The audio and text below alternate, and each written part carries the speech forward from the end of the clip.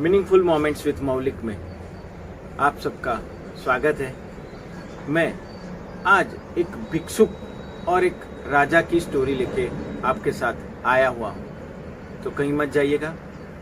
एक भिक्षुक था, वो उसकी आदत के मुताबिक हर रोज भिक्षा लेने जाता था, पर वो एक भिक्षुक होने के कारण वो छोटे दिल का था और आज एक बहुत बड़ा त्योहार था, इसलिए वो ऐसा सोच के आज घर से निकला कि मैं आज बहुत सारी भिक्षा पाऊंगा। पर वो जैसे ही अपनी झोली में थोड़े दाने डाल देता है और भिक्षा लेने आगे बढ़ता है, सूरज की पहली किरण से पहले वो एक गांव में चला जाता है। जैसे ही वो एक गांव में जाता है, वो दूर से एक रथ को, स्वर्ण रथ को आते हुए देख पाता है। वो एकदम से सरप्राइज हो जाता है कि आज इतने सुबह ये स्वर्ण रथ जो मैं कई बार देखना चाहता था वो मुझे कैसे मिल गया। तो वो अपने आप बहुत खुश हो जाता है। वो देखता है कि इस प्रदेश का जो सबसे बड़ा राजा है वो रथ लेके अपने राजमहल में जा रहा है और वो बहुत खुश हो जाता है कि मैं बहुत बार ट्राई किया इस राजा से भिक्षा लेने की कि जिससे मेरा लाइफ का दुख दर्द खत्म हो जाए, पर कहीं ना कहीं किसी चीज की वजह से, डेस्टिनी की वजह से या मेरे कर्म की वजह से मुझे वो मौका नहीं मिला और आज वो मौका अनायास मेरे सामने आ रहा है। तो वो फिर से खुश हो जाता है और जैसे ही वो रथ उसके पास आता है, वो उससे पहले सामने खड़ा रह जाता है। हर अपनी आदत के मुताबिक वो खड़ा रह जाता है, पर वो सोचता है उससे पहले वो रथ में से वो जो उस प्रदेश का राजा था, वो जो बहुत बड़ा ज्ञानी महात्मा पुरुष जैसा राजा था, संत राजा था, वो राजा तुरंत ही रथ से नीचे आ जाता है और वो भिखारी से बोलता है, विनम्र आवाज से बोलता है कि आप मुझे कुछ ना कुछ दे दो। अपनी झोली फैला के वो भिखारी से मांगता है, मुझे कुछ ना कुछ दे दो। ये सुनते ही वो भिक्षुक एकदम से अवाक हो जाता है। वो कुछ सोच नहीं पाता है कि ये क्या हो रहा है। मुझे जिससे भीख मांगनी थी वो इतना बड़ा राजा, वो मुझसे भीख मांग रहा है। ये उसका पूरा माइंड ब्लॉक हो जाता है, हैंग हो जाता है और राजा फिर से चिल्लाता है कि मुझे जो भी है भीख दे दो, भीख में दे दो। वो हर उसकी आदत के मुताबिक अपनी झोली में से बहुत सारे दाने इकट्ठा करता है, पर उसका जी नहीं चाह रहा है क्योंकि उसने कभी देना सीखा ही नहीं आज तक। तो वो दाने अपने हाथ से गिर जाते हैं और बहुत कहने के बाद राजा जल्दबाजी में उससे फिर से बोलता है, मुझे पास टाइम नहीं है, जो भी है वो मुझे दे दो, मैं निकल रहा हूं, जो भी है मुझे दे दो। और वो उसका मन नहीं होने के कारण भी, कम मन से भी वो राजा को एक दाना दे देता है और राजा तुरंत ही पवन की गति से वहां से अपने राज्य में, राजमहल में चला जाता है।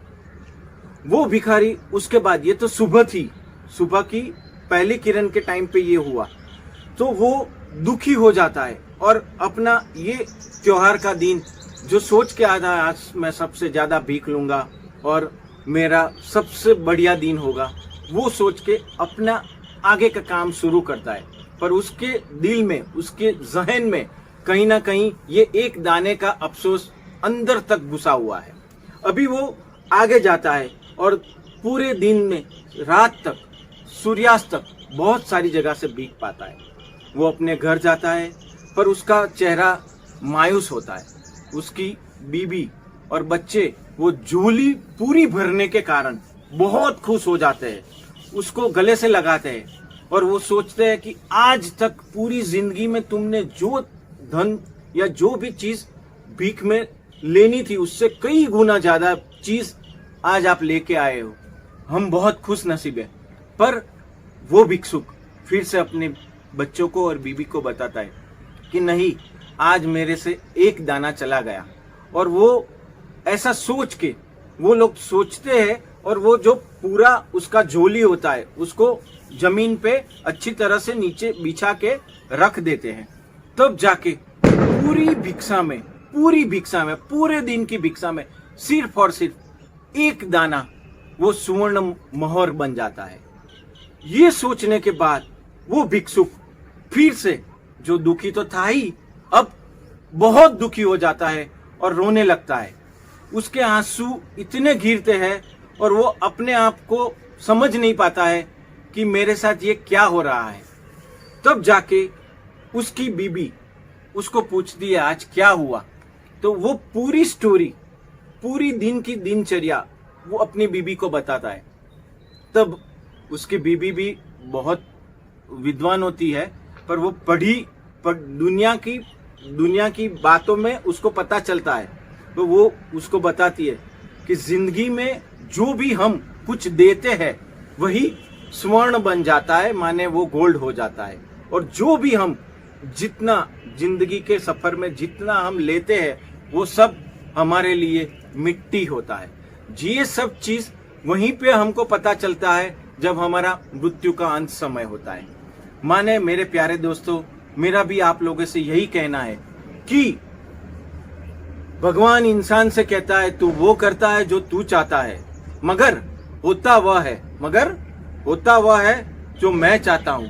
तो फिर तू करना शुरू कर वो जो मैं चाहता हूं, तो होगा वह जो तू चाहता है। सो मीनिंगफुल मोमेंट्स विथ मौलिक में ये एक छोटी सी स्टोरी जो हमें कहीं ना कहीं सिखाती है कि जीवन में हमें देना चाहिए, देने से हमेशा बढ़ता है। और 1000 हाथ वाला हमें देने के बाद हमारे दिमाग में, हमारे थॉट में, हमारे जो भी सोच के बाहर है उतना हमें देता है।